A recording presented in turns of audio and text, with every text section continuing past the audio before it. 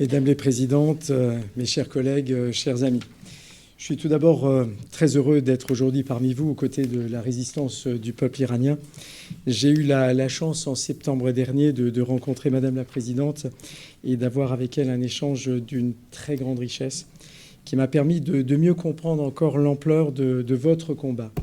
Celui des femmes et des hommes courageux qui, avec une détermination absolument admirable, affrontent une dictature brutale et inhumaine, un régime qui, sous couvert de religion, impose au peuple iranien une domination profondément oppressive. Je souhaiterais commencer mon propos en évoquant ma région, l'Alsace.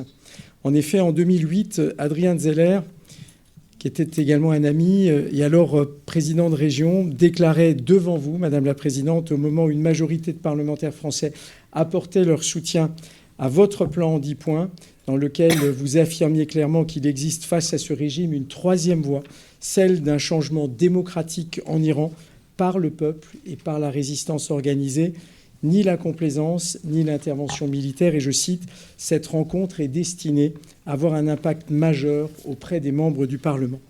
Adrien Zeller fut en effet l'un des soutiens les plus constants de votre résistance, tout comme par la suite mon ami le député Émile Blessig, beaucoup connaissaient également, qui a su poursuivre son engagement et soutenir votre mouvement avec conviction.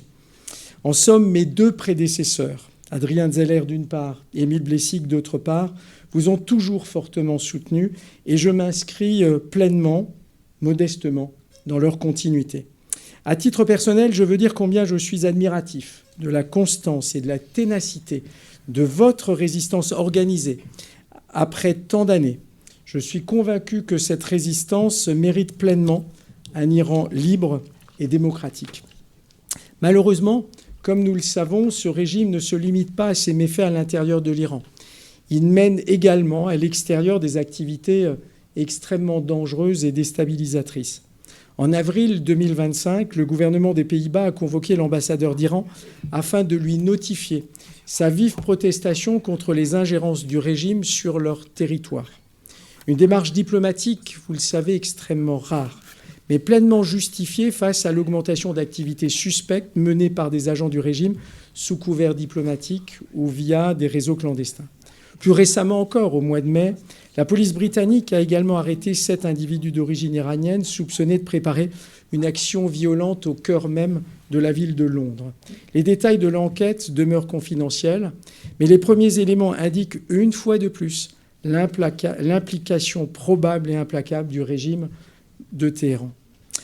Et tout dernièrement, le mois dernier, le gouvernement australien a également inscrit le corps des gardiens de la révolution islamique sur sa liste des entités désignées comme soutien étatique au terrorisme à travers le monde.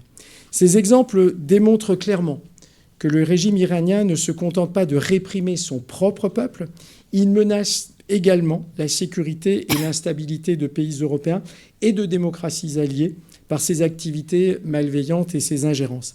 Face à ces défis, nous devons faire preuve d'une vigilance accrue quant aux complots et aux campagnes de diabolisation que ce régime déploie pour discréditer ce mouvement de résistance sous toutes ses formes.